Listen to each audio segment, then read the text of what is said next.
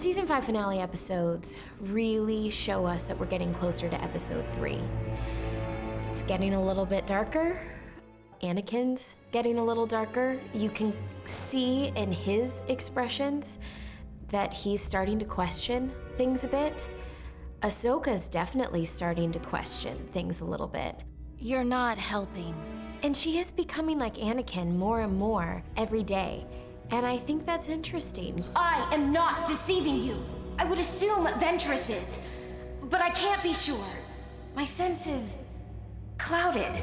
Clouded by the dark side. These things are Padawantana.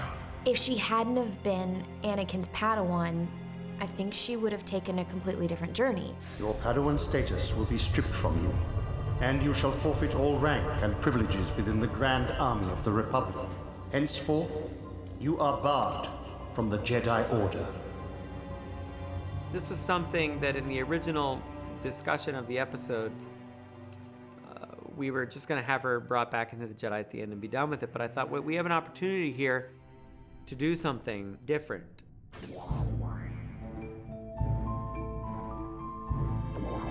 I don't think it's a mystery that I've always been a bit more in the Ahsoka Lives camp.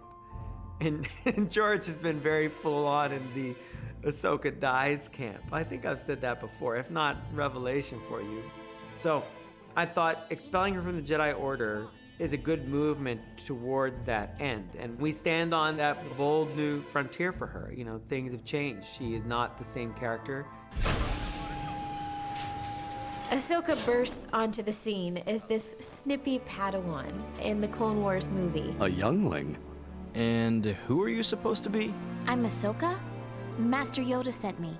She, rightfully so, earned the nickname Snips. She had an opinion about everything, and she was very green, as they would say. You're stuck with me, Sky Guy. What did you just call me? And she was definitely the sidekick. And now, fast forward to season 5, and we have this major turn, and who knows what's next for her. Forgive me if I'm not optimistic. I thought I was part of that order, but everyone except Anakin has abandoned me. Her life is changing, and the Jedi Order is changing a little bit. I think she's seen that things will never be the same.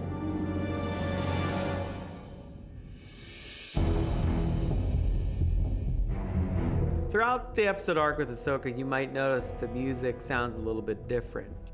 The difference is that Kevin Kiner, our composer, went out and he's used a full orchestra to do the music, which is something we do not normally do on the show. It's very time-consuming and it's very expensive for our TV series to do so. But Kevin flew to Prague on his own time, on his own dime, and used the full orchestra for these final episodes. So if you notice a difference in the music and you say, wow, this is fuller, this is bigger than Clone Wars normally feels, it's all because of Kevin Kiner.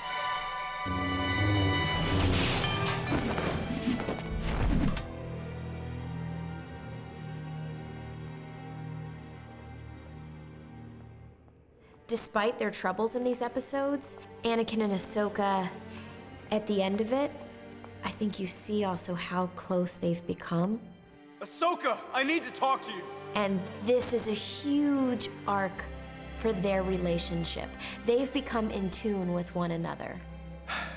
Why are you doing this? The Council didn't trust me. So how can I trust myself? What about me? I believed in you. I stood by you.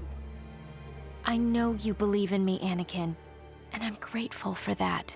She has to make some really life-changing decisions.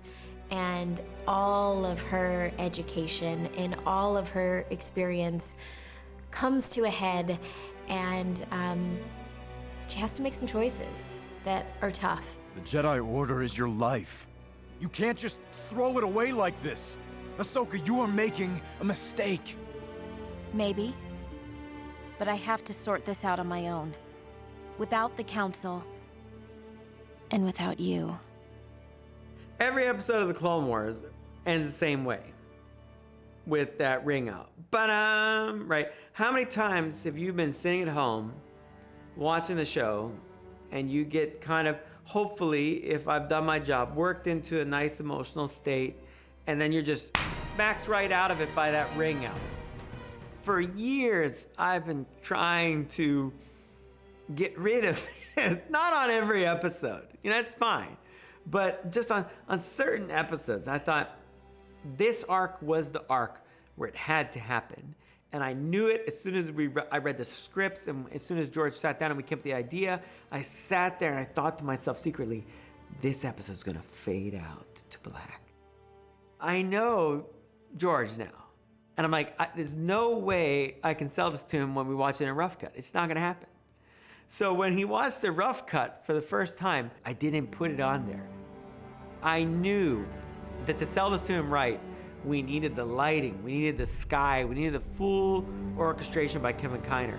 So when he watched it in color, that's when we faded out.